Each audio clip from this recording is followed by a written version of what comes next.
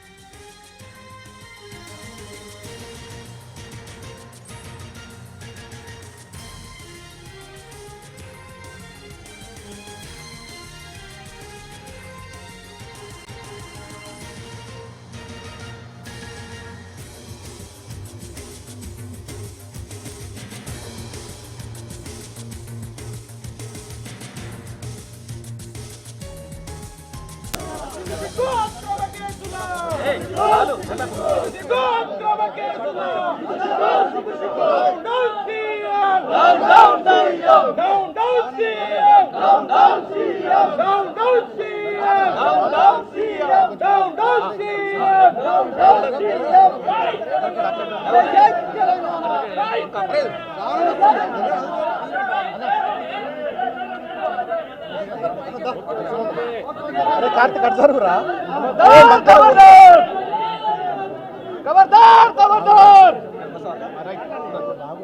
కొంచెం చిన్న అరే అరే కార్తిక్ కొంచెం అటు జరుగురా. అరే ప్రశాంత్ కొంచెం అటు జరుగురా. కొంచెం రాయేష్ కొంచెం అటు శ్రవణ్ వచ్చింది. బాలు కొంచెం లక్ష్మణ్ ఏడి కళ్యాణ్ ఏడి చైతే కదా కళ్యాణ్ భాయ్ లక్ష్మణ్ కిషోర్ కొంచెం కిషోర్ జరుగురా కిషోర్ లక్ష్మణ్ దా బాలు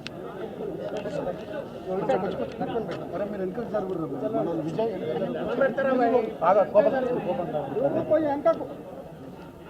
మాట్లాడాలా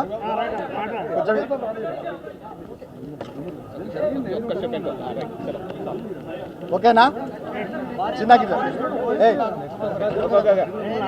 ఓకే ఓకే ఓకే ఒక్క నిమిషం మీరు ఏం మాట్లాడకూడదు, నేను అన్నీ మాట్లాడతాను. కూల్. మీడియా మిత్రులకు నమస్కారం. ఈరోజు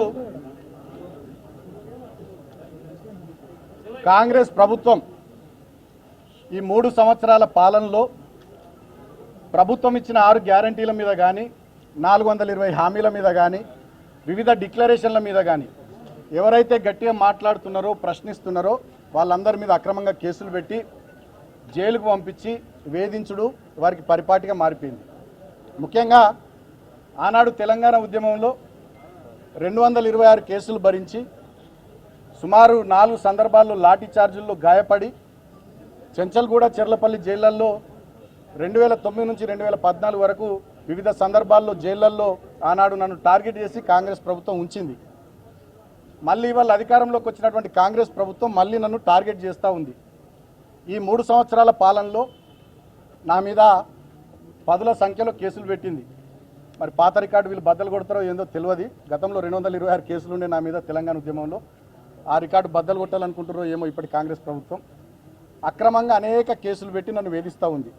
మొన్నటికి మొన్న మీరు చూస్తే క్యాతన్పల్లి మున్సిపాలిటీలో 22 వార్డుల్లో 14 వార్డులు మేము గెలుచుకుంటే కేవలం 7 వార్డులు గెలుచుకున్న కాంగ్రెసు అన్యాయంగా క్యాతన్పల్లి మున్సిపాలిటీ చైర్మన్ స్థానాన్ని కైవసం చేసుకోవాలని కుట్ర చేసి నా మీద నాతో పాటు మా నాయకులు 25 మంది మీద అక్రమ కేసులు పెట్టి నన్ను ఆదిలాబాద్ జైల్లో 16 రోజుల పాటు ఉంచారు.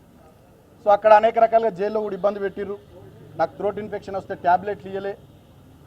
దాదాపు 4-5 రోజుల పాటు విపరీతమైన చలి అక్కడ ఉంటుంది. ఫిబ్రవరి మాసం చలి బాగుంటే నాకు బెడ్షీట్ ఇవ్వలే.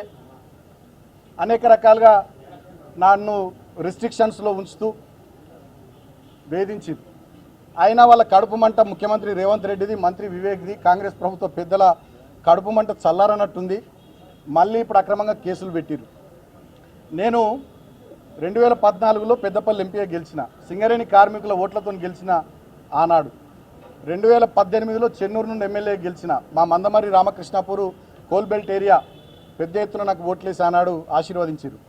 ఇప్పుడు మేము ఓడిపోయినప్పటికీ కూడా ఆ ప్రాంత కార్మికుల పట్ల ఈ కాంగ్రెస్ ప్రభుత్వం చేస్తున్నటువంటి అన్యాయాలు, మోసాలు దాన్ని నిరంతరం ప్రశ్నిస్తూనే ఉన్నాం.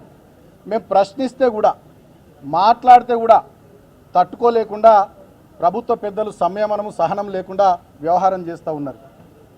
అక్రమంగా కేసులు పెట్టి వేధిస్తూ ఉన్నారు. ఇవాళ నన్ను జైలుకు మళ్ళొక్కసారి పంపించాలనే ఆలోచన ముఖ్యమంత్రి రేవంత్ రెడ్డి, మంత్రి వివేక్, ఇతర కాంగ్రెస్ ప్రభుత్వ పెద్దలు చేసి ఇవాళ జైలుకు పంపిస్తూ ఉన్నారు. నన్ను అరెస్ట్ చేసి అక్రమంగా కేసులు పెట్టిరు.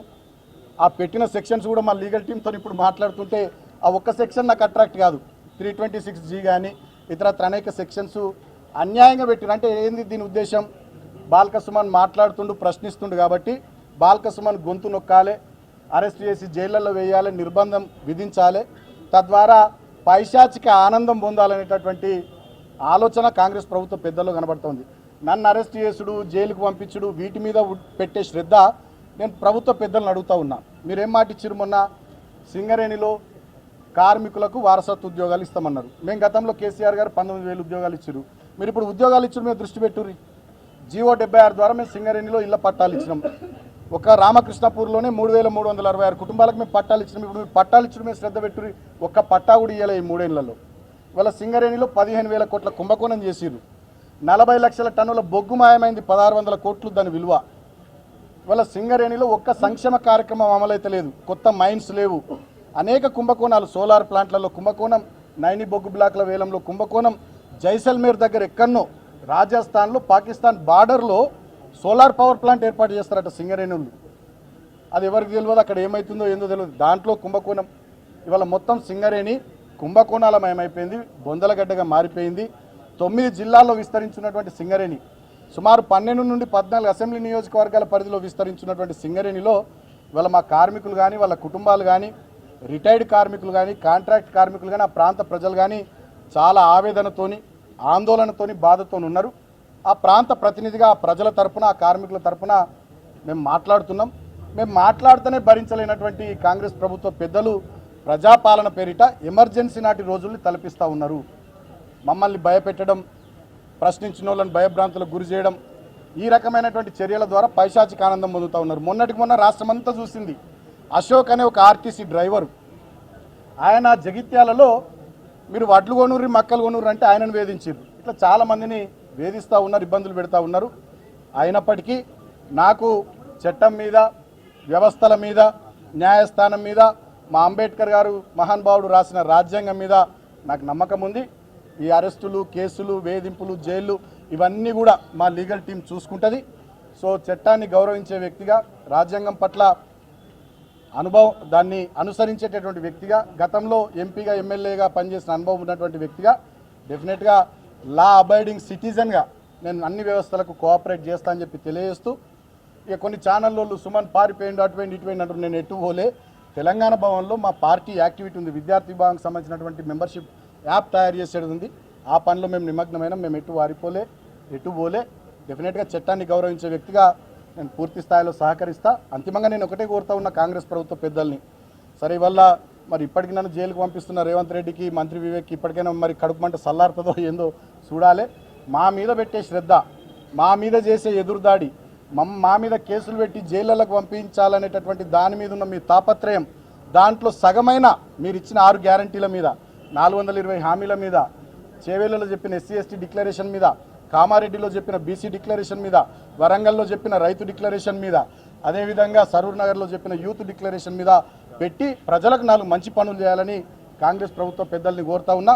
అంతిమంగా న్యాయం గెలుస్తుంది, ధర్మం గెలుస్తుంది. జై తెలంగాణ, జై కేసీఆర్, సత్యమేవ జయతే.